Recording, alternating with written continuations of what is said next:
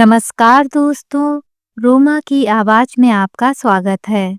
आज की हमारी कहानी का नाम है तिरस्कार। अरे निकालो इसे इस घर से। जब से इस घर में आई है, मेरे बेटे की तो जिंदगी ही बर्बाद कर दी है। इस बदसूरत लड़की ने कहाँ सोचा था कि अप्सरा से भी सुंदर बहू लाऊंगी, लेकिन यह देखने में इतनी भद्दी और बदसूरत है कि मेरे बेटे के भाग ही फूट गए। स्नेहा एक साधारण भोली भाली और गहरी सांवली रंगत वाली लड़की थी। चेहरे पर पूजा जैसी शांति, बातों में नम्रता और दिल में विश्वास था। रिश्तों पर, संस्कारों पर और सबसे बढ़कर पति और ससुराल पर। उसने कभी आईने में खुद को देखकर ये नहीं सोचा कि वो गोरी नहीं है। उसे तो यही लगता था कि भक्ति, सेवा और प्रेम ही औरत की असली सुंदरता होती है। उसके माँ बाप ने बड़े जतन से उसकी शादी तय की थी राघव से, एक पढ़ा लिखा सॉफ्टवेयर इंजीनियर।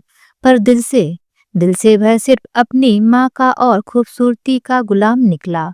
और उसकी माँ, वो एक ऐसी सास निकली जो बहू में देवी नहीं सिर्फ नोट गिनती थी।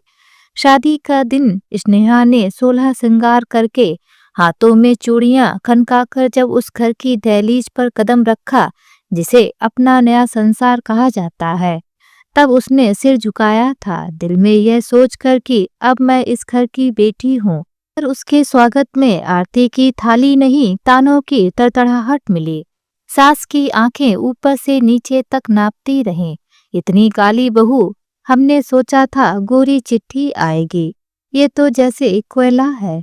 स्नेहा के पैर वहीं ठिठक गए, पर उसने मुस्कुराने की कोशिश की। शायद पहले दिन की थकान है, कल से सब ठीक हो जाएगा। मगर वो कल कभी नहीं आया। शुरू में बात बस शब्दों तक थी। तेरे जैसे रंग की लड़की को तो दहेज में कम से कम 20 लाख चाहिए था, और तू आई खाली हाथ। तेरे माँ बाप को शर्म नहीं आई इतनी काली लड़की को ब्याहने में। धीरे धीरे वो शब्द बदले अपमान में। हरामजादी, तू तो हमारी इज्जत ले डूबी। राक्षसनी जैसी शक्ल लेकर हमारे खानदान की बहू बनने चली थी। और फिर आई रातें। राघव शराब पीकर आता और कहता, पैसे लाओ नहीं तो तलाक का कागजी गिफ्ट दूंगा तुझे। वो मारता, थप्पड़ घूसे बेल्ट से पीटता, और स्नेहा, वो चुपचाप सहती रहती। एक दिन सब ठीक होगा, यही सोचकर हर रोज खुद को जोड़ती रही उस टूटी हुई आत्मा के टुकड़ों से। जब स्नेहा की माँ ने बेटी की आंखों के नीचे नीला निशान देखा तो उनका दिल कांप उठा। ये क्या हुआ बेटा? बाथरूम में गिर गई माँ, स्नेहा ने झूठ बोला, आंखों में आंसू रोकते हुए। मगर सच कब तक छुपता? सच्चाई जब उनके सामने आई तो वे दौड़े ससुराल, हाथ जोड़कर पांव पकड़कर गिड़गिड़ाए, हमारी बेटी को मत मारिए, वो आपकी सेवा करेगी, पर रहम कीजिए। सास ने पैर झटकते हुए कहा, सेवा? तेरी जैसी काली कलोटी सेवा नहीं कर सकती। दहेज लाओ या बेटी वापस ले जाओ। एक रात राघव ने फिर शराब पी। अबे हराम की औलाद, 30 लाख लाएगी या निकल यहाँ से। और स्नेहा को धक्का देकर घर से बाहर फेंक दिया गया। साड़ी फटी थी, चेहरा सूजा था, होंठ से खून रिस रहा था, और हाथ में शादी की चूड़ियां खनक रही थीं। ऐसे वो खुद से पूछ रही हूँ, क्या ये यही है वो रिश्ता जिसके लिए हमने सब छोड़ा था? मोहल्ले की औरतें खड़ी रहीं, कोई दया नहीं, बस चुप्पी और तमाशा। स्नेहा वहीं सड़क पर बैठी अपने आंसुओं से जमीन को सींचती रही। अब बहुत हुआ, अब हमारी बेटी इंसाफ मांगेगी। स्नेहा की माँ ने आंसू पोंछकर कहा, एक केस दायर हुआ, घरेलू हिंसा, मानसिक उत्पीड़न, दहेज प्रताड़ना। अदालत की पहली तारीख। स्नेहा, उसकी माँ और वकील कोर्ट में पहुंचे। जज के सामने पक्ष और विपक्ष की वकील साहिबा बैठी थीं, और सामने बैठी थी गंभीर और दमदार औरत, जज साहिबा। स्नेहा की माँ ने जैसे ही जज साहिबा को देखा, उनकी सांस अटक गई, आंखें चौड़ी हो गईं। ये औरत जज बनकर यहाँ कैसे बैठ सकती है? स्नेहा की माँ हड़बड़ाकर वहीं कोर्ट की जमीन पर गिर पड़ती हैं। आखिरकार कौन है ये जज साहिबा? और स्नेहा की माँ उनको यूं देखकर चौंक क्यों गईं? आइए जानते हैं इस कहानी के माध्यम से।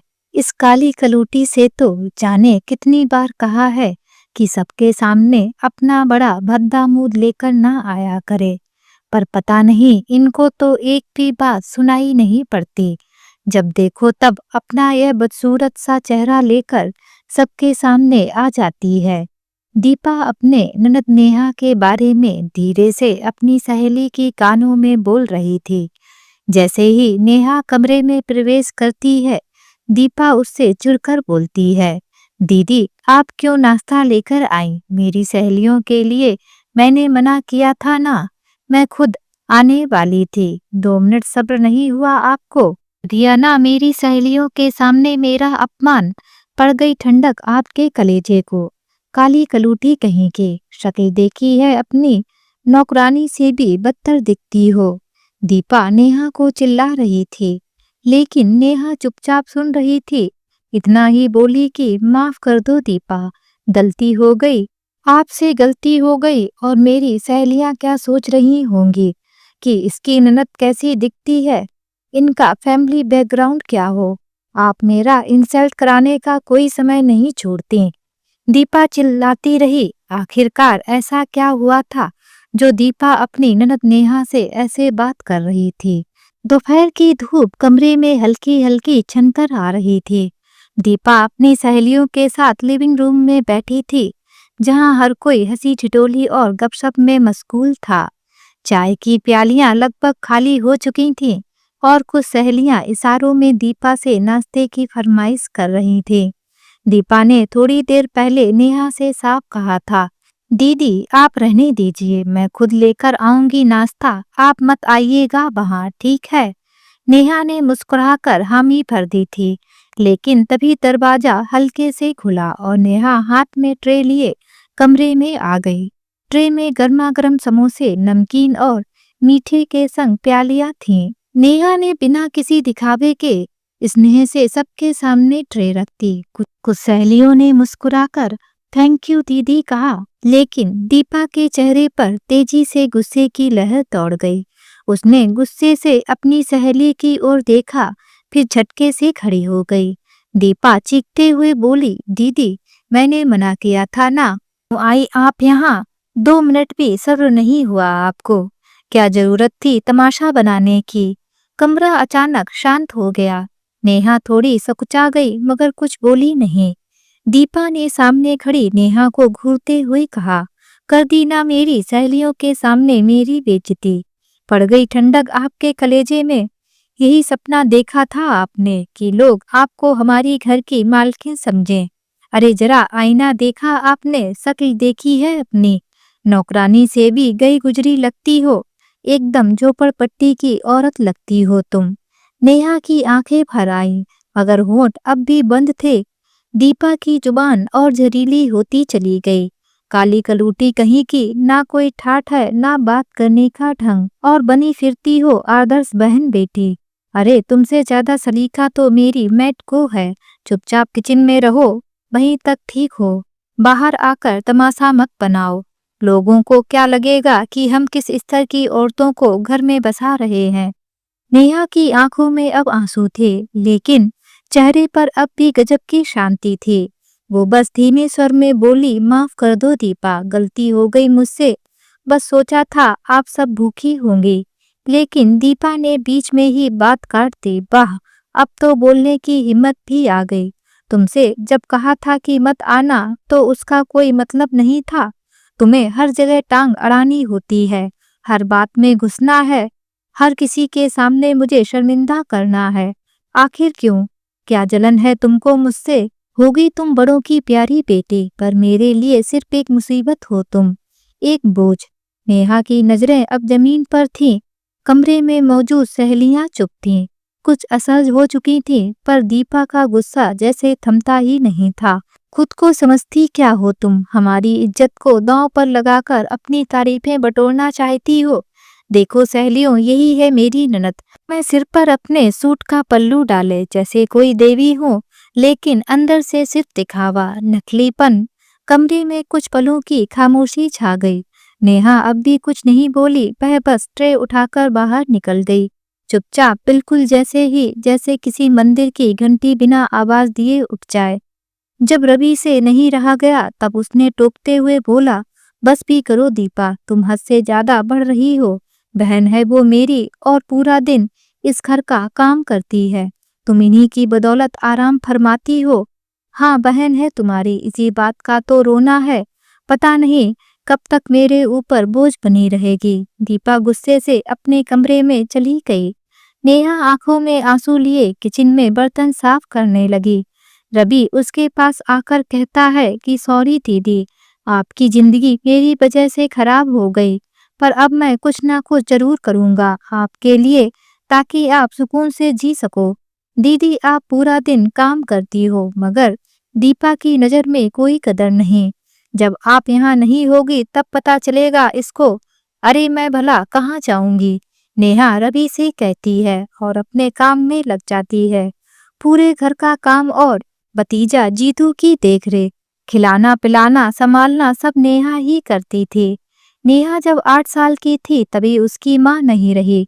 पापा दादी 5 साल का रवि मात्र 3 साल का सबसे छोटा भाई रजत थे। पापा ऑटो चलाते थे। 8 साल की उम्र से ही अपने छोटे भाइयों की देखभाल माँ की तरह की थी, क्योंकि ईश्वर ने उसे उम्र से पहले ही जवाबदारी दे दी थी। उसका रंग काला था, वो दिखने में बिल्कुल भी सुंदर नहीं थी, पर बहुत कम उम्र से ही पूरा घर संभालते आई थी। व्यवहार से बहुत गुणी थी, पर किसी को गुण से मतलब नहीं होता। माँ की तरह ही रवि का देखभाल करते करते रवि बड़ा हो गया। वो अब अकाउंटेंट का जॉब करने लगा।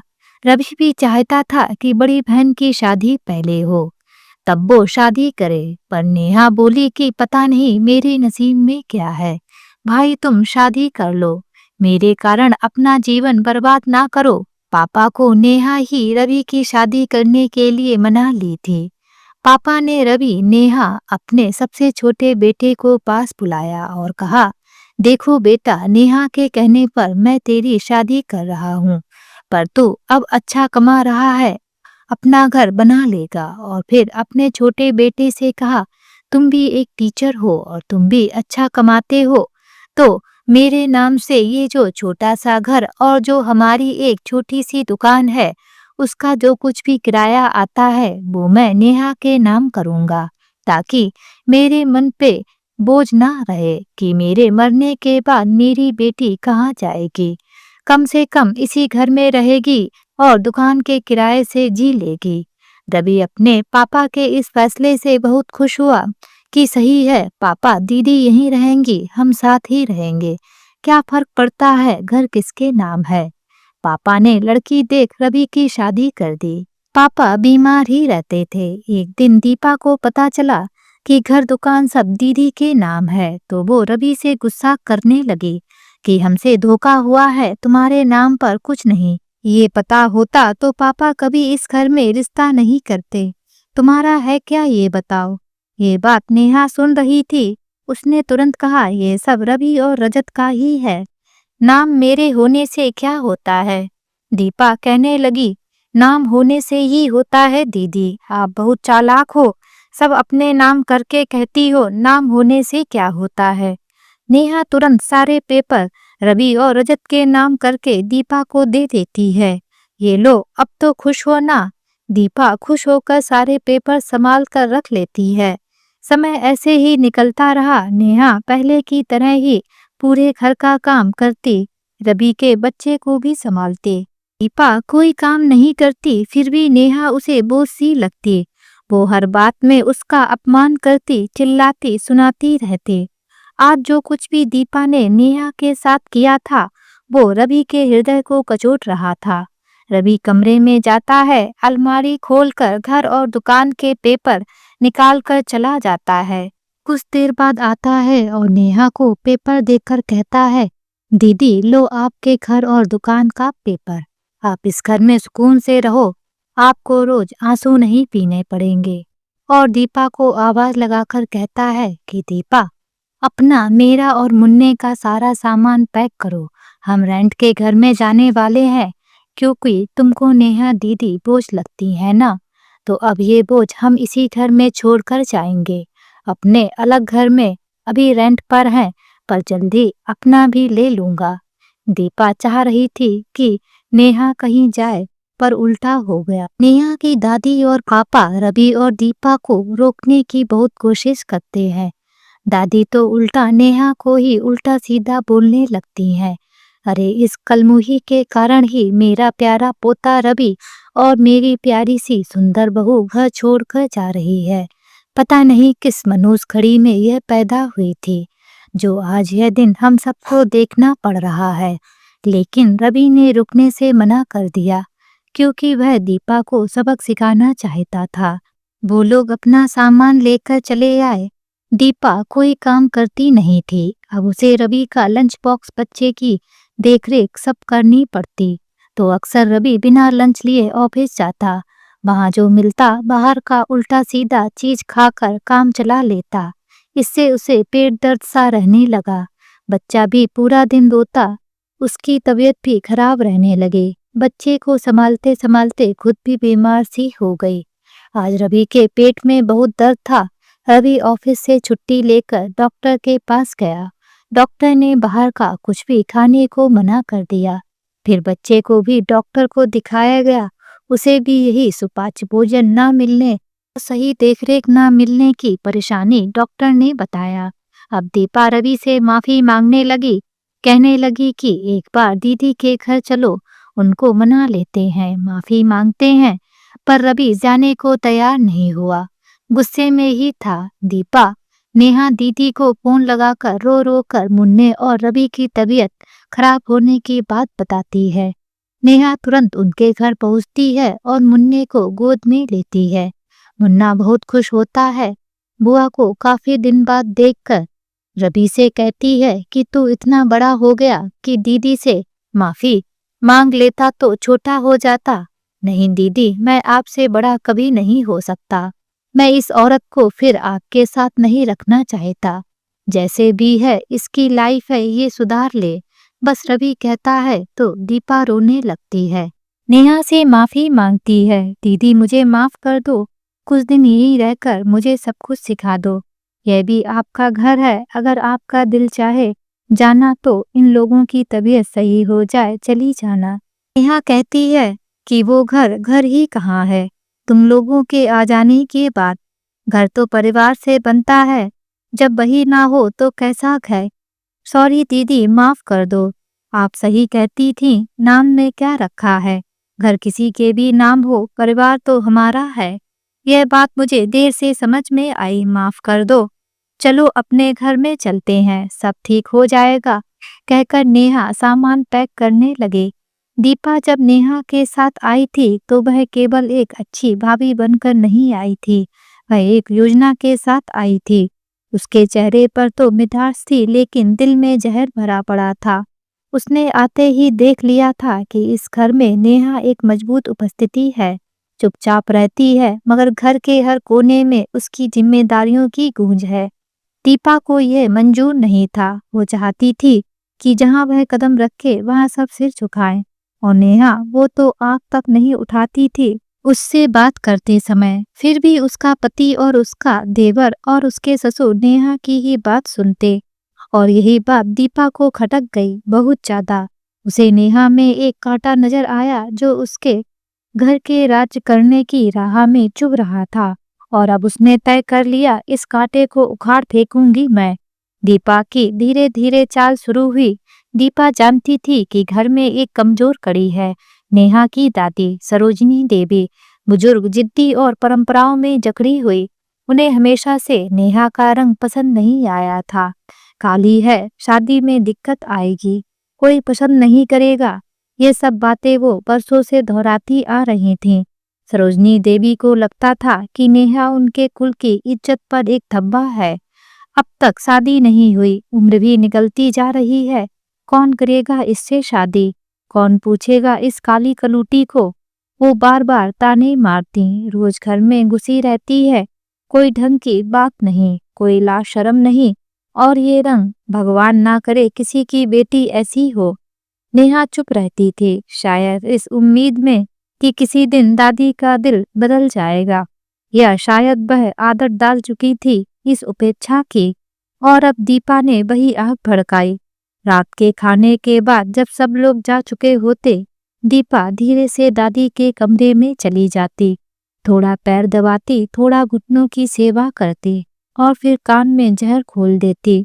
दादी जी, आप तो बहुत समझदार हो, लेकिन भला बताइए, जब लड़की घर में ही सिर चढ़ जाए तो कौन उससे शादी करेगा? नेहा दिन भर घर में इधर उधर घूमती है, ना चेहरे पर रौनक, ना बात करने का ढंग, और लड़कियां तो अपनी उम्र छुपाती हैं। ये तो बताती फिरती हैं कि 30 के पार पहुंच चुकी हैं। लोग हंसते हैं, दादी कहते हैं, इतनी बड़ी बेटी घर में बैठी है और माँ बाप शादी नहीं करवा पा रहे। आप ही बताइए, आपकी इज्जत कहाँ बचेगी ऐसे में? सरोजनी देवी का मन पहले से ही नेहा के लिए कठोर था।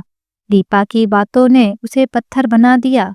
अब दादी ने ठान लिया, बस अब नहीं, इस काली छाया को घर से विदा करना ही होगा। और अगली सुबह ताना चला, बेटा अब बहुत हो गया, नेहा को घर बिठा बिठा कर तुमने उसका बुरा किया है, उसकी शादी कर दो जल्दी से। लोग क्या कहेंगे? कोई लड़का ढूंढो, जैसे भी हो, पर भेजो इसे यहाँ से। उम्र भी निकल रही है, रंग तो तुम जानते हो, हमारे जमाने में ऐसी लड़कियां। खैर छोड़ो, मैं कहती हूँ रिश्ता आए तो झिझकना मत। नेहा पास ही खड़ी थी, सुन रही थी। शब्दों का एक एक कांटा उसके सीने में उतर रहा था, लेकिन उसने कुछ नहीं कहा, बस सिर झुका लिया। उसकी आंखों में आंसू थे पर जुबान पर ताला। उधर पिता शांत थे पर कुछ समझते भी थे। उन्हें पता था दीपा की मुस्कुराहटें नकली हैं, वो सब समझते थे, मगर वो पिता थे, समाज से भी डरते थे, माँ की इज्जत का भी ख्याल था। और नेहा खुद एक सवाल बन चुकी थी, क्या वाकई में एक बोझ है? क्या मेरे रंग और उम्र ने मेरे अस्तित्व को इतना छोटा बना दिया है? आज नेहा सजी सवरी अपनी भाभी के कमरे में बैठी हुई थी। आज पापा जी ने सख्ती से कह दिया था कि नेहा आज ऐसी रंग की साड़ी पहने जिसमें उसका रंग निखरा सा लगे, क्योंकि पिछली बार जब लड़के वाले आए थे तब उसको सलवार सूट में ही दिखा दिया था, जिसमें लड़के ने साफ मना कर दिया कि नेहा मोटी लग रही है। नेहा, दीदी आ गए। दीपा भाभी चहकती हुई कमरे में आई। सुनकर नेहा के दिल की धड़कन और चेहरे की उदासी बढ़ गई, क्योंकि यह तीसरी दफा है उसको इस तरह से सजाकर लड़के वालों के सामने ले जाने की। सबका हाल बुरा था। दादी ने तो गणेश जी से मन्नत मांगी थी कि आज अगर उनकी पोती पास हो गई तो 1.25 कुंटल लड्डुओं का प्रसाद बांटेंगी, और पापा ने तो साईं बाबा का उपवास भी रखना प्रारंभ कर दिया। साथ ही पिछले सोमवार से नेहा से भी 16 सोमवार का व्रत रखवाना शुरू कर दिया था। दादी ने तो लड़का भी देखने आया, अच्छा मोटा काला सा था, लेकिन अच्छा कमा रहा था। जब फोटो देखकर रवि और नेहा की छोटा भाई रजत ने मुंह बिगाड़ा तो दादी ने फटकार लगाई कि लड़के तो जैसे भी हों, काले गोरे मोटे पतले कोई फर्क नहीं पड़ता, बस संस्कारी और कमाऊ हो। सुनकर नेहा के मन में सवाल आया कि वह भी तो पढ़ी लिखी संस्कारी लड़की है, क्या वह अच्छी नहीं है? क्यों समाज द्वारा दोहरे मापदंड बनाए गए हैं लड़कियों और लड़कों के लिए? लड़के की माँ और बहन भी आई थी, जो बातचीत से होशियार मगर देखने में तो ठीक ठाक ही थीं। उनको देखकर पूरे घर की जान में जान आ गई कि चलो, ये ज्यादा खूबसूरत नहीं तो नेहा को भी पास कर ही देंगी। पानी पीने के बाद सभी ने भरपेट नाश्ता किया। मिठाई शहर के नामी हलवाई के यहाँ से मंगाई। नेहा को भीतर ही भीतर बहुत बुरा लग रहा था। दादी पापा से कह रही थी कि जैसे भी हो वैसा रिश्ता कर ही देना, अपने सिक्के में ही दोष है तो भला परखने वाले का क्या दोष? खुद को खोटा सिक्का सुनना नेहा को भीतर तक उसके अस्तित्व को झकझोर गया। दादी ऐसे क्यों बोल रही हो? दीदी में क्या कमी है? हर काम में तो परफेक्ट हैं। फिर भी छोटे भाई रजत ने गुस्सा करते हुए कहा, अरे चुप हो जा तू, क्या किसी मोटी काली लड़की से विवाह कर लेगा? अगर दीदी जैसी हुई तो जरूर, रजत ने गुस्से से कहा। अरे जा यहाँ से, दादी ने रजत को फटकार दिया। वह बुदबुदाता चला गया। दादी ने अपनी छड़ी दीवार से टेक दी और पापा से कहा कि यह रिश्ता होना जरूरी है। बड़ी मुश्किल से उनकी भतीजी, जो कि लड़के वालों के शहर में ही रहती हैं और लड़के की दूर की मामी है, उन्होंने कराया है। हाँ अम्मा, मगर किसी से जबरदस्ती तो नहीं कर सकते। लड़के वालों का पता नहीं कितने भाव बढ़े हुए हैं, सबके रेट फिक्स हैं। पता नहीं क्या होगा इस दुनिया का। पापा ने परेशान होते हुए कहा, आज कर रहा हूँ तो बड़ी बड़ी बातें, मगर रवि की शादी के वक्त तो तूने भी खूब नखरे दिखाए थे। बहू के मैके वालों को भूल गया क्या? वह तो खूबसूरत भी थी। अरे माँ, आप भी गड़े मुर्दे उखाड़ने बैठ गईं। गड़े मुर्दों से डर लगता है तो ऐसे काम ही क्यों करते हो? सरोजनी देवी ने गुस्से से कहा। अरे माँ, मैं तो बड़ा परेशान हूँ। हाँ हाँ, सबको अपनी परेशानी ही बड़ी लगती है। लड़की का बाप बनते ही लाचारी और लड़के का बाप बनते ही रौबदारी आ जाती है। बारे बा समाज। दादी अब ज्यादा आक्रामक हो चली थीं। फिर रवि ने दोनों को चुप कराया। देखिए, लड़के वालों को लालच दे देना। 1-2 लाख रुपए उनकी हैसियत से ज्यादा का तभी बात बनेगी। दादी ने फुसफुसाते हुए कहा। हाँ, रजत की शादी में वसूल कर लेना। रजनी देवी ने अपने बेटे पर व्यंग तीर छोड़ा। सुनकर उनकी बहुएं चढ़ गईं। पापा, वो लोग नेहा को बुला रहे हैं। रजत ने भीतर आकर कहा। अगर इस बार नेहा को फेल कर गए तो बड़ी जग हसाई होगी। दादी ने चिंता जाहिर की। नेहा की दुगदुगी दोगुनी हो गई थी। वह बहुत ही घबरा रही थी। दीपा ने अपनी ननद नेहा के सर पर हाथ फेरा और कहा, दीदी आप घबरा रही हो, और चतुराई से बात बनाई। मुझे भी बहुत डर लगा था जब आप सब लोग। हाँ हाँ, अब आप बीती मत सुनाओ, जाओ भी इसको लेकर। दादी ने भाभी की बात को बीच में ही काट दिया। नेहा सिर झुकाकर चुपचाप जाकर बैठ गई थी। सर्दी के मौसम में भी उसके माथे पर पसीना आ गया था। सभी उसकी ओर घूर रहे थे और आपस में इशारेबाजी भी देखने आई। तमाम महिलाएं अध्यापक या यूं कहें हस्ताक्षरकर्ता बन चुकी थीं। उन्होंने सबसे पहले चूल्हे चौके के बारे में बात की। कौन सी डिश बना लेती है? सिलाई कढ़ाई बुनाई से लेकर कंप्यूटर तक, ढोलक से लेकर डांस, हारमोनियम और तबला तक सबके बारे में पूछ लिया कि आता है या नहीं। लग रहा था मानो उनको बहू नहीं, चलता फिरता रोबोट या काम वाली चाहिए थी। लड़के का मुंह थोड़ा सुकड़ा हुआ था, पहले से ही भालू जैसा था, अब तो लंगूर को और लपेट लिया। अरे भाई, मिठाई खिलाइए। आनंद जी, नेहा पसंद है, दादी की भतीजी ने हंसकर सबकी ओर देखते हुए। देखिए, इन्होंने कहा था कि आप लोग बहुत अच्छे इंसान हैं, इसलिए रिश्ता तो कर रहे हैं हम, मगर जो तय हुआ है उसमें थोड़ी बढ़ोतरी कर दीजिएगा। वो क्या है ना, हमारे बेटे के बहुत अच्छे अच्छे रिश्ते आ रहे हैं। अरे भाई, बैंक में बाबू है बाबू, लड़के के पिता ने बेशर्मी से कहा। हाँ हाँ, आपको शिकायत का मौका नहीं मिलेगा, पापा ने खुश होते हुए कहा। आखिरकार नेहा की शादी हो ही गई। पापा ने पानी की तरह पैसा बहाया। कुछ लोग कह रहे थे कि लड़की खूबसूरत नहीं है, इसीलिए इतना दिखावा किया जा रहा है। नेहा एक सीधी सादी, शांत और भीतर से बेहद कोमल हृदय वाली लड़की थी। उसकी गहरी सांवली त्वचा किसी कोयले जैसी नहीं, बल्कि जैसे बरसात की मिट्टी में खिली धूप हो। मन वो तो मानो किसी मंदिर का दिया, जो सबके लिए उजाला चाहती है पर खुद तेल की जलन सहती है। उसे रिश्तों पर भरोसा था, भाभी दीपा के प्यार पर, माँ पिता के निर्णय पर और उस सपने पर जिसे वो हर रात आंखों में सजाकर सोती थी। एक घर जहाँ उसे अपनाया जाएगा बिना किसी शर्त के। मगर उसे नहीं पता था कि ये सपना उसके विश्वास की सबसे बड़ी कब्रगाह बनने वाला है। घर में चहल पहलती हल्दी की गंध, ढोलक की थाप और नेहा की आंखों में धीरे धीरे उतरती एक बेचैनी। हर किसी की नजरों में उत्साह था। ब्रजेश जी बहुत अच्छे हैं, सरकारी नौकरी है। शकुंतला जी तो बहुत संस्कारी औरत है। तुम्हारी किस्मत चमक गई नेहा। नेहा ने होठों पर मुस्कान रख ली थी, पर दिल के किसी कोने में डर बसा था। क्या वो मुझे वैसे ही अपनाएंगे जैसे मैं हूँ, या फिर मेरा रंग ही मेरी पहचान बन जाएगा?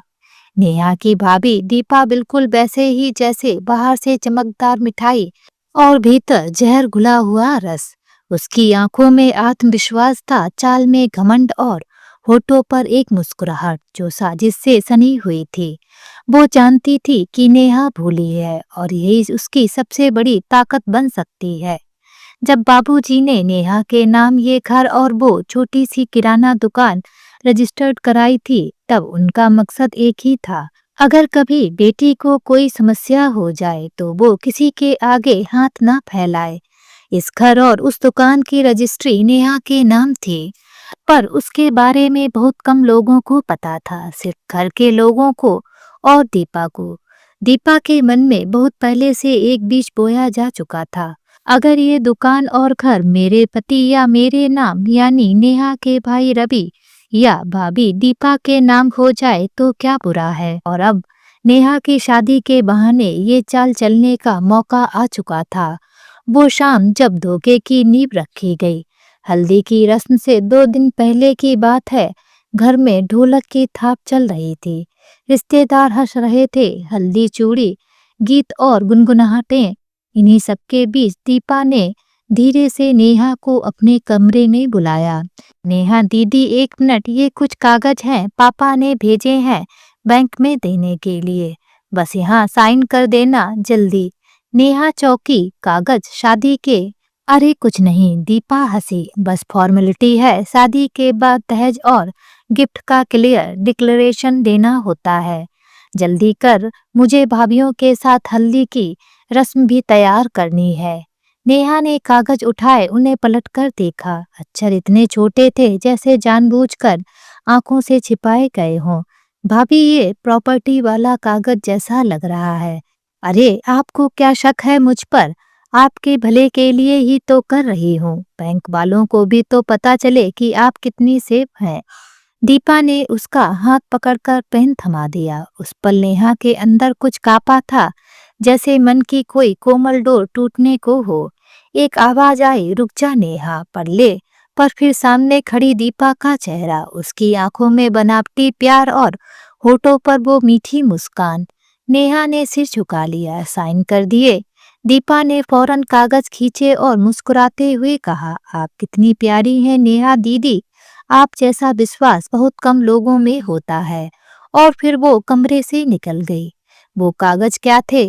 वो कागज असल में नेहा के नाम पर रजिस्टर्ड दुकान की बिक्री और ट्रांसफर डील थे, जिसमें लिखा था कि नेहा अपनी मर्जी से दुकान और ये घर अपनी बड़ी भाभी के नाम ट्रांसफर कर रही है, यानी कि दीपा के नाम ट्रांसफर कर रही है। कोई गवाह नहीं था, सिर्फ दीपा ही थी जो गवाह बनकर दस्तखत करेगी। और वो दिन शादी की तैयारियों का था। कौन पूछेगा, कौन रोकेगा? नेहा ने जिस कागज पर दस्तखत किए वो उसके लिए नहीं, दीपा के लिए आजादी का कागज था। आजादी उस लोभ से जो उसके दिल में बहुत सालों से कैद थी। शादी हुई, हल्दी की रस्म के बीच नेहा के हाथों में पीली हल्दी लगाई जा रही थी और दीपा ने झुककर उसके कान में कहा, आपका भविष्य बहुत सुनहरा है। अब तो आप एकदम हल्दी जैसी हो गई हो, बस अब पिछली बातें भूल जाएं। नेहा मुस्कुराई, पर उसे नहीं पता था कि जिस हल्दी से उसका श्रृंगार हुआ है, वही हल्दी उसकी पहचान को छुपाने का रंग भी बन चुकी है। शादी का दिन नेहा ने 16 श्रृंगार किया, घबराहट छुपाए बैठी थी। भाभी इतनी शांत क्यों है? पापा इतने थके थके क्यों दिख रहे हैं? ब्रजेश की तस्वीर को देखती रही वो। क्या वो मुझे समझेगा, अपनाएगा, या मैं सिर्फ एक बोझ बनकर रह जाऊंगी? विवाह की हर रस्म पूरी हुई, लेकिन जब विदाई का वक्त आया, पापा ने गले लगाया और कहा, अब तेरा असली घर वहाँ है बेटा। नेहा ने अपनी आंखें पोंछी, पर वो आंसू नहीं थे, वो एक पहचान का विदा लेना था। नेहा के सिर पर दुपट्टा था, पाँव में पूजा की थाली की घंटियां बज रही थीं और दिल में नए जीवन की उम्मीदें। जैसे कोई नाजुक सपना आंखों में समेटे कोई लड़की एक अनजान डगर पर कदम रखती है। ससुराल का दरवाजा उसके लिए एक नई दुनिया थी, जहां उसने सोचा था अब मेरा भी एक घर होगा। पर जैसे ही वो कार से उतरकर मुख्य द्वार तक पहुंची, एक सन्नाटा उसके दिल में उतरने लगा। दरवाजे पर खड़ी थी सुकुंतला देवी, सासू माँ, सिर पर पल्लू, हाथ में आरती की थाली और चेहरे पर वो मुस्कान जो ऊपर से स्वागत थी और भीतर से नफरत से भरी सांप जैसी मुस्कान। आरती की थाली ने घूमना शुरू किया ही था कि शकुंतला देवी की आंखें जैसे नेहा के चेहरे से होते हुए उसके रंग, रूप और कपड़ों पर टिक गईं और फिर उनकी आंखों में एक नीचता झलक गई। आओ बहू, स्वागत है तुम्हारा। पर ये रंग तो तुम्हारे माँ बाप को कुछ शर्म नहीं आई? वो बाग हवा में तैरता नहीं, नेहा के सीने में गड़ गया, चेहरा सुन्न पड़ गया। ब्रजेश उसका पति वही खड़ा था, पर उसकी आंखें झुकी रहीं, जैसे उसने कुछ सुना ही नहीं। इतनी सांवली है कि रात को पहचान में भी ना आए। बगल में खड़ी चाची सुमित्रा बुदबुदाई और एक धीमी हंसी हवा में तैर गई। अरे हमारी घर की बहुएं तो दूध सी गोरी होती थीं, ये क्या मटमैला रंग उठा लाए। दूर की बुआ बिमला की आंखों में तिरस्कार था। शकुंतला बहन, अब क्या करें, जोड़ी तो भगवान बनाते हैं, लेकिन देखने में थोड़ी बहुत कमी हो तो आजकल मेकअप करवा लेते हैं। ये कमेंट करते हुए भाभी दीपा ने अपने होठ दबाए, मानो हंसी रोक रही हो। शकुंतला देवी ने जैसे ही आरती पूरी की, नेहा के हाथ में फूलों की थाली थमाई और धीमे स्वर में इतना कहा कि बाकी किसी को सुनाई ना दे। क्या करोगी तुम इस घर में? चूल्हे पर खड़ी होगी तो रोटी भी डर जाएगी। नेहा की रूह कांप उठी। वो पल जो किसी लड़की के लिए दुनिया का सबसे सपनों भरा स्वागत होना चाहिए था, आज उसकी जिंदगी का सबसे बड़ा अपमान बन गया। उसने नीचे देखा, पाँव की महवर जो घंटों लगाई गई थी अब जैसे मिट्टी सी लगने लगी। हंसी जो चीर कर रख दे आत्मा को। नेहा जैसे ही घर के अंदर बढ़ी, वहां और भी रिश्तेदार खड़े थे। हर कोई आंखों से तौल रहा था, कोई रंग देख रहा था, कोई हाइट, कोई बाल और कोई होठों की मुस्कान। अरे ब्रजेश, तू तो बड़ा किस्मत वाला निकला रे। देखो तो ये बहू तो इतनी सीधी है कि अपनी छाया से भी डर जाएगी। एक चाचा ठहाका मारकर हंसे और सबने साथ दिया। और बहू, हमारे मोहल्ले में तो लड़कियां ब्यूटी पार्लर से लौटती हैं, तू तो जैसे सीधे खेतों से उठकर आई हो। और हंसी फिर गूंज उठी। नेहा अंदर ही अंदर सिमटती चली गई। उसका मन बार बार अपनी मरी माँ की गोद याद कर रहा था।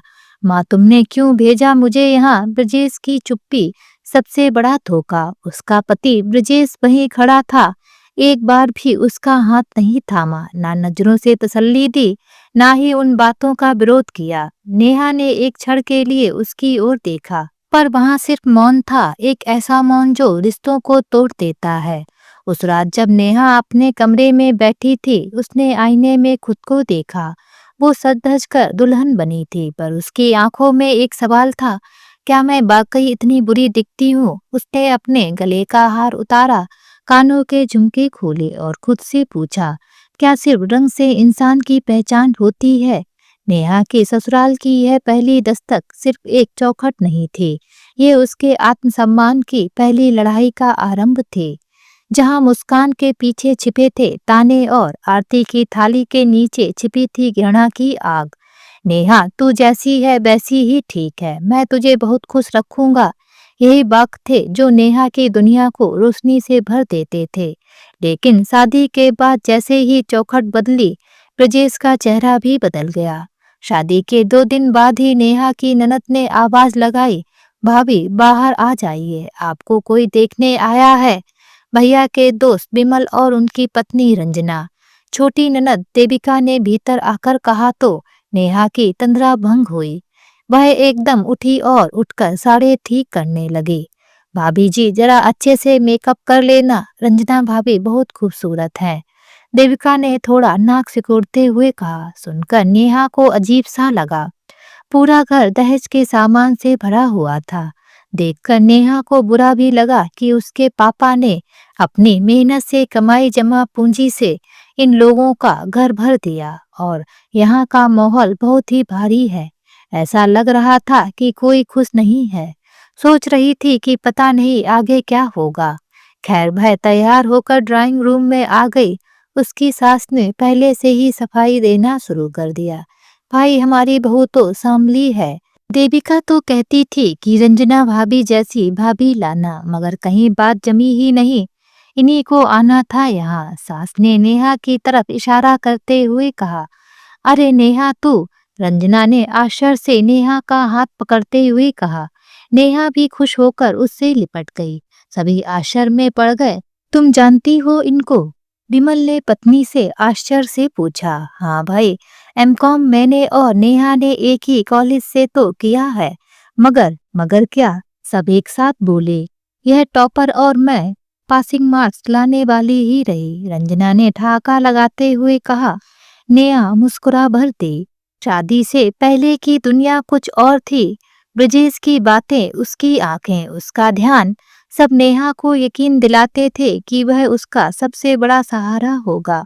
एक प्यारा प्रेमी अब एक क्रूर कसाई की शक्ल लेने लगा। मीठे बोलों की जगह अब कड़वे ताने थे। छाँव की जगह चुपती धूप और प्यार की जगह हर रात शराब की बदबू और गालियां थीं।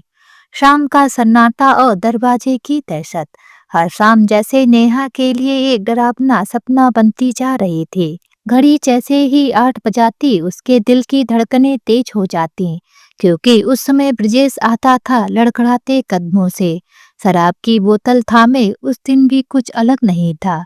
दरवाजा खुला, ब्रजेश ने लड़खड़ाते हुए कदमों से घर में प्रवेश किया। कंधे झुके हुए, आंखें सुर्ख और होठों पर एक झूठी मुस्कान। क्या बना है खाने में? या तूने फिर से कुछ उबला कचरा परोस दिया होगा? उसने घूरते हुए कहा और प्लेट को दूर फेंक दिया। नेहा धीरे से बोली, दाल चावल बनाए हैं आपके पसंद के। पसंद? मुझसे ज्यादा तो तू खुद से प्यार करती है। वह तिरस्कार से हंस पड़ा। दहेज जो कभी नेहा का सम्मान था, अब बना अभिशाप। ब्रजेश ने दीवार के सहारे खड़े होते हुए बोतल से आखिरी घूंट पिया और एकदम तीखे स्वर में बोला, तू मेरे लायक नहीं है। मेरे दोस्त बताते हैं कि उनकी बीवियां कार, जमीन, लाखों का गहना लेकर आई हैं, और तू दुकान के नाम पर भी ठग लिया तुझे बेचने वालों ने। नेहा सिहर गई, उसका चेहरा पीला पड़ गया। उसने धीमे से कहा, वो दुकान तो मेरे नाम पर की थी बाबूजी ने। झूठ, सब झूठ। ब्रजेश की आंखों में आग उतर आई। वह नजदीक आया और नेहा का हाथ जोर से पकड़कर चीखा। दीपा भाभी ने कहा था कि दुकान तेरे नाम है, कहाँ है वो कागज? नेहा कांप उठी। मैंने साइन किए थे कुछ पेपर शादी से पहले। दीपा भाभी ने कहा था कि ओह, तो तूने ही धोखा दिया मुझे। तूने मेरी जिंदगी बर्बाद कर दी।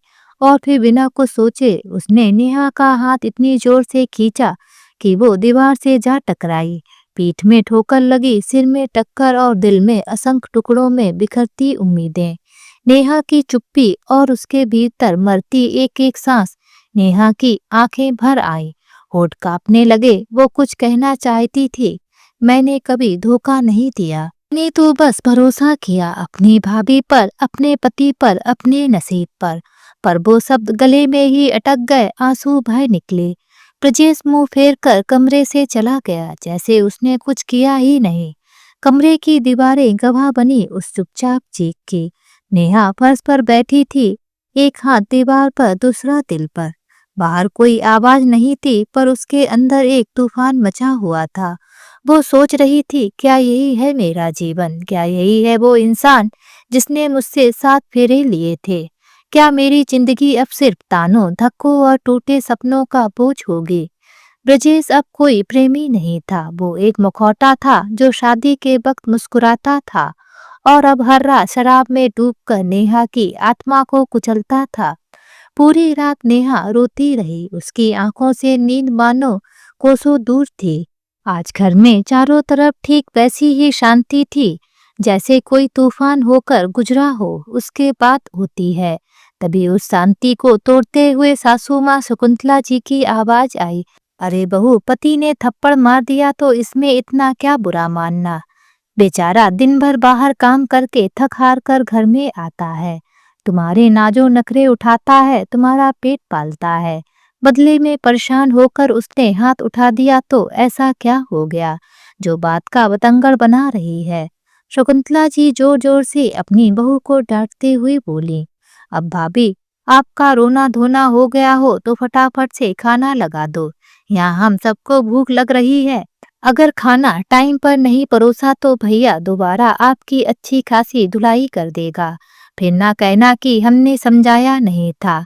एक तो गलती आप करो और इल्जाम पति पर लगा दो। ननद देविका बीच में ही बोल पड़ी, लेकिन बहू नेहा अपनी जगह से खड़ी नहीं हुई। उसके आंसू थे कि थमने का नाम ही नहीं ले रहे थे। उसे रोता हुआ देखकर शकुंतला जी बोली, बहू इतनी कोमल काया वाली बनने की जरूरत नहीं है। वैसे भी तुम इतनी काली हो कि तुम्हें देखकर ही सबको गुस्सा आ जाए, इसलिए ज्यादा नौटंकी करने की जरूरत नहीं है। फटाफट उठो और खाना तैयार करो। खाना मैं और देविका खुद ही परोस लेंगे। कहते हुए शकुंतला जी रसोई के बाहर निकल गईं। अब उठ भी जाइए, क्या नाटक लगा रखा है। अब तो मम्मी ने मुझे भी आपके साथ काम पर लगा दिया। फटाफट खाना बनाओ जो जल्दी से अपने और मम्मी के लिए खाना परोस कर ले जाऊं।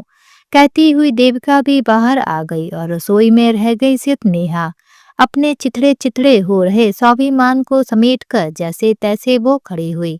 उसे समझ में नहीं आ रहा था कि वो करे क्या। उसने कभी भी घर का माहौल ऐसा नहीं देखा था। मायके में पिता भाभी भाई सब थे, बस माँ नहीं थी। पर फिर भी घर में काफी शांति रहती थी। भाई भाभी का पूरा सम्मान करते थे, पर पति का ये रूप भी होता है ये तो उसने कभी सोचा भी नहीं था और ना ही अपनी रिश्तेदारी में कहीं देखा था। एक बार तो सोचा कि पापा को फोन करके सब कुछ बता दूं, पर इस समय कैसे। भाभी को बेटी हुई है, दादी और पापा तो उनकी देखभाल और घर की जिम्मेदारी में लगे हुए। फिर सोचा भैया को फोन कर दूं, पर भैया के कंधों पर पूरे घर की जिम्मेदारी है। फिर वो मेरी अपनी जिम्मेदारी कैसे उठाएगा। कहीं भाभी नाराज हो गई तो। इसलिए कहते हैं माँ होना जरूरी है। काश आज माँ जिंदा होती तो मैं अपने मन की बात कह पाती। मन ही मन सोचते हुए उसने अपने आंसुओं को पोंछा और जाकर चूल्हे पर तवा चढ़ाया और गर्मा गर्म रोटी सेक कर उन लोगों को खुद ही परोसा। क्योंकि मदद तो सिर्फ कहने के लिए है, असल में उसकी मदद के लिए कोई नहीं आता। सास और ननद ने जब खाना खा लिया तब तक उसका पति ब्रजेश भी आ गया। शकुंतला जी ने इशारे से ब्रजेश के लिए भी खाना लगाने को कहा तो नेहा ब्रजेश के लिए खाना परोस कर ले आई। ब्रजेश ने अभी एक निवाला खाया ही था कि अचानक थाली को उठाकर उसने जोर से दरवाजे की तरफ फेंका और जोर से चिल्लाया, ये खाना बनाया है तूने? 1 साल हो गया शादी को, लेकिन अभी तक खाना बनाना नहीं आया तुझे। नमक कितना कम डाला है सब्जी में। मुफ्त की रोटियां तोड़ने के लिए लाए हैं क्या तुझे, जो इन चीजों का भी ध्यान नहीं रहता तुझे।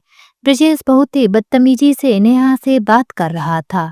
यह देखकर नेहा ज्यादा सहम गई, लेकिन शकुंतला जी और देविका में से किसी ने कुछ नहीं कहा।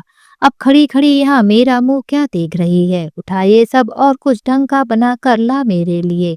नेहा का उसी समय जोर जोर से रोना छूट गया। उसे रोता देखकर ब्रजेश गुस्से में उसकी तरफ बढ़ा, लेकिन तभी शकुंतला जी बीच में आ गईं और ब्रजेश को रोकने की कोशिश करने लगी। वहीं देविका को नेहा को अंदर ले जाने के लिए कहा। देविका नेहा को उसके कमरे में लेकर चली गई। पीछे से शकुंतला जी ने कहा, यह तू क्या कर रहा है? पागल हो गया है क्या? एक ही दिन में क्या अपने पति होने का सारा हक जता लेगा? इतना परेशान करेगा तो सब कुछ छोड़ छाड़ कर चली जाएगी। अरे कहीं नहीं जाने वाली माँ बिन माँ की बेटी है। भाई भाभी कोई जिम्मेदारी नहीं लेते और बाप कुछ कर नहीं सकता, क्योंकि वो तो खुद बेटे बहू का मोहताज है। इसे तो यही झेलना है पूरी जिंदगी। और फिर आप ही तो कहती हो उसे दबा कर रखा कर। पहले भी तो उस पर हाथ उठा चुका हूँ। वो तो ठीक है, लेकिन भगवान के लिए घर का माहौल खराब मत कर। तुझे जो करना है अपने कमरे में कर। यहाँ सबके सामने उस पर हाथ उठाने की जरूरत नहीं है। तुझे कुछ और ही खाना हो तो बाहर से मंगा ले, या फिर बाहर जाकर किसी होटल रेस्टोरेंट में खाकर आ जा। आज के लिए इतना ही काफी है। इतने हाथ पैर मत चला, कहीं उसके हाथ पैर टूट गए तो सारा घर का काम हमें करना पड़ जाएगा और फिर उसकी सेवा कौन करेगा। चल जा यहाँ से।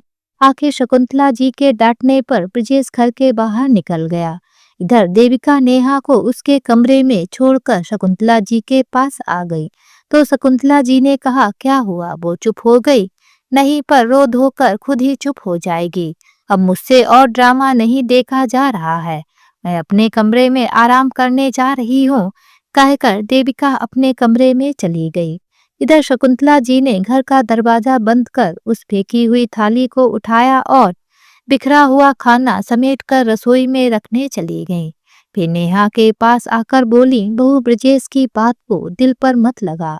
उसका गुस्सा थोड़ा तेज है। अब 1 साल की शादी में तुझे ये तो अच्छे से पता चल ही चुका है। फिर क्यों ऐसा काम करती है कि वो तुझ पर हाथ उठाए? उसकी पसंद नापसंद के अनुरूप खुद को ढाल, ना कि ऐसे रोनी सूरत लेकर उसके सामने आ। पत्नी को पति के अनुरूप ढल जाना चाहिए। देखा नहीं तेरे रोते ही उसे कितना गुस्सा आ गया। शकुंतला जी की बात सुनकर नेहा ने एक नजर उनकी तरफ देखा, जैसे कह रही हो कि मैंने ऐसा कौन सा काम कर दिया जो मुझ पर हाथ उठाया जा रहा है, और बजाय अपने बेटे को समझाने के आप मुझे ही समझा रही हैं। लेकिन उसके मुंह से एक बोल तक ना फूटा। तभी शकुंतला जी बोली, अब अपने आंसू पोंछो और खाना खा लो और रसोई की सफाई कर देना। मैं जा रही हूँ आराम करने। शकुंतला जी तो अपनी बात कहकर अपने कमरे में आराम करने चली गईं। पीछे नेहा सोचती रह गई कि आखिर कैसा परिवार है ये। सच कहा है किसी ने कि औरत ही औरत की दुश्मन होती है। सब मुझे ही समझा रहे हैं, पर ऐसा नहीं कि अपने बेटे को तो समझा लें। खैर, जैसे तैसे नेहा उठी और रसोई की सफाई कर चुपचाप कमरे में आकर बैठ गई। इतना सब होने के बाद भूख तो कहाँ लगी थी उसे। तभी उसका मोबाइल बज उठा। देखा तो पापा का फोन था। उसने फोन उठाया तो पापा ने पूछा, नेहा बेटा कैसी है तू? मैं ठीक हूँ पापा, आप बताओ। मैं भी ठीक हूँ, पर तेरी आवाज अजीब सी लग रही है। कुछ नहीं पापा, बस अभी काम करके आई हूँ तो थक गई हूँ। अच्छा सुन, कल कन्या पूजन है तो तेरा यहाँ आना जरूरी है। तेरी सास को तो मैंने शाम को ही फोन कर दिया था, पर तुझे नहीं बोल पाया था तो शायद रसोई में काम कर रही थी। नेहा मन ही मन सोचने लगी, उस समय कैसे बात कराती मेरी सास। उस समय तो उनका बेटा मुझ पर हाथ उठा रहा था। तभी पापा बोले, बेटा अब मैं फोन रखता हूँ और सारे काम भी मुझे देखने हैं, तू समय पर आ जाना। नेहा हाँ बोलकर फोन रख। ससुराल का हर कोना अब उसके लिए डर की परिभाषा बन चुका था। ब्रजेश की गालियां, शकुंतला देवी की जलती निगाहें और रिश्तेदारों की हंसी, हर चीज ने उसकी आत्मा को छील डाला था। उसी टूटे से दिन में अचानक नेहा के मोबाइल की घंटी बजी। स्क्रीन पर नाम चमका, दीपा भाभी। दिल ने एक पल को उम्मीद की सांस ली। शायद भाभी ने मेरी फिक्र में फोन किया होगा, शायद कुछ सुकून देंगी। लेकिन जैसे ही कॉल रिसीव हुआ, भाभी की आवाज वैसी नहीं थी जैसी नेहा पहचानती थी। मीठी मुस्कान अब जहर में डूबी तलखी बन चुकी थी। फोन की दूसरी ओर वो भाभी नहीं, एक चालाक शिकारी थी। सुन नेहा, दीपा की आवाज में कोई अपनापन नहीं था, बल्कि एक अजीब शक्ति थी, धमकी जैसी। अब यह घर तेरा नहीं रहा, समझी? दुकान भी नहीं। तुझे शायद पता चल गया होगा कि तेरे नाम की सारी जमीन और वो दुकान अब मेरे नाम है। और ये कोई गलती से नहीं हुआ, मैंने करवाया है, पूरे होशो हवास में। नेहा की सांसें अटक गईं। उसका चेहरा फक पड़ गया, गला सूख गया। तू सोचती रही कि तेरी भाभी से कोई रिश्ता है, और मैं सोचती रही कि तुझे कैसे अपने रास्ते से हटाना है। जो तूने साइन किया था ना हल्दी से पहले, वो तेरी बर्बादी का रास्ता था। अगर तूने जुबान खोली तो तेरा पूरा खानदान बेघर हो जाएगा। अब सुन मेरी एक बात ध्यान से नेहा। दीपा की आवाज बेहद कड़वी हो गई। अगर तू यहाँ वापस आकर किसी से कुछ भी रोने धोने लगी या फिर बाबूजी दादी को मेरे खिलाफ भड़काया, तो कसम है मैं तेरे पूरे खानदान को इस घर से बाहर फेंक दूंगी। ना छत बचेगी, ना जमीन, और ना ही तेरी इज्जत, समझी? तू अब किसी काम की नहीं रही। तू तो बदसूरत काली औरत है जिसके लिए ब्रजेश जैसे लड़के ने शादी कर ली। यही तेरी किस्मत का सबसे बड़ा इनाम है। ना रूप है तुझमें, ना पैसा और ना ही अकल। मैंने तो तुझे सिर्फ इस्तेमाल किया और तू बन गई गधी। दीपा की हर बात, हर शब्द नेहा के कानों में कांटों की तरह चुभ रही थी। नेहा हंसी के पीछे छुपे उस चेहरे से दंग रह गई। फोन पर आई हर बात ने नेहा को हिला दिया। क्या वाकई ये वही दीपा भाभी है जिसके साथ उसने त्योहार बांटे, जिसके लिए वह मायके में हर छोटी बड़ी चीज लाई, जिसके हर ताने को उसने हंसी में टाल दिया? क्या उन्हीं ने मुझे बर्बाद कर दिया? नेहा के हाथ कांपने लगे, मोबाइल फर्श पर गिर पड़ा और वह खुद फर्श पर घुटनों के बल बैठ गई। उसके भीतर जैसे कोई तेज आंधी चल रही थी। आंसू झरझर बह रहे थे। दिल कह रहा था मुझे धोखा मिला है, अपनों से मिला है, पर दिमाग डर रहा था। अब कहूँ तो किससे? कोई सुनेगा भी क्या? भाभी का हर शब्द आज तलवार बनकर उनके आत्मसम्मान पर वार कर गया था। उसकी मासूमियत, उसकी सादगी सबको एक खेल बना दिया गया था और अब उससे उसका घर, उसकी दुकान और उसका भरोसा तीनों छीन लिए गए थे। नेहा अब केवल एक इंसान नहीं रह गई थी, वह अब एक ऐसी पीड़िता थी जिसने अपने सबसे करीबी से सबसे बड़ा धोखा खाया था। घर के कोने में बैठी नेहा उस शाम कुछ थकी सी, बुझी सी लग रही थी। दिन भर की झाड़ू पोछा, सास की खरी खोटी बातें और ब्रजेश की बेरुखी ने जैसे उसका मन कुचल दिया था। तभी दरवाजा जोर से खुला। ब्रजेश घर में दाखिल हुआ। साथ में थे उसके दो दोस्त। तीनों के चेहरे से शराब की बू टपक रही थी। हंसी ठठाके से घर गूंज उठा। ओ काली, ओ ससुराल की बदकिस्मती! ब्रजेश ने नेहा की ओर देखा, जोर से चिल्लाया, ऐसी शक्ल जो कोई भिखारी भी ना देखे। और देखो यार, मेरे नसीब में ही है काली कलौटी लिखी गई है। उसके दोस्तों ने ठहाके लगाए और शकुंतला देवी और ननद ने मंद मुस्कान से सिर हिलाया।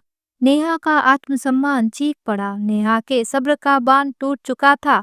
उसने कांपती आवाज में कहा, कृपया ऐसा मत बोलिए। आपके दोस्तों के सामने मेरा अपमान मत कीजिए। पर उसका विरोध ब्रजेश को बर्दाश्त नहीं हुआ। तेरी इतनी हिम्मत, तू मुझे जवाब देगी? तू कौन होती है बोलने वाली? ब्रजेश गुस्से में उबल पड़ा। उसने नेहा का हाथ पकड़ा और उसके बाल खींचते हुए दीवार पर धक्का मार दिया। फिर एक के बाद एक लाते और घूंसे। नेहा चीख पड़ी, छोड़ो मुझे, मत मारो, दर्द हो रहा है। लेकिन ब्रजेश के अंदर का राक्षस थमने को तैयार नहीं था। मर जा तू मेरे लिए बोझ है। तू तो उस दहेज की भी हकदार नहीं थी जो तेरे बाप ने दिया।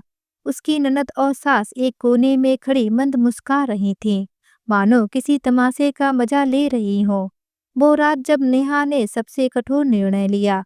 नेहा फर्श पर पड़ी थी, बदन पर नीले निशान, आंखों में आंसू और दिल में टूटा विश्वास।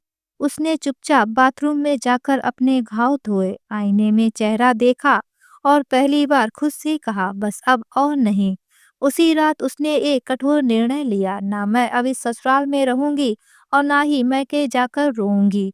वो रात के अंधेरे में अपनी माँ के दिए हुए कुछ जेवरों को पोटली में बांधकर नेहा चुपचाप उस घर से निकल गई। ना किसी को जगाया, ना किसी को बताया। उसके पास ना ठिकाना था, ना सहारा, लेकिन था एक जुनून, एक आग। अब मैं खुद को बनाऊंगी। नेहा एक छोटे से कमरे में रहने लगी, इसे जेवर बेचकर किराए पर लिया था।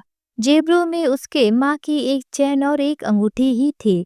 खुद खाना पकाती, खुद बर्तन धोती और दिन में एक छोटे स्कूल में बच्चों को पढ़ाने जाती।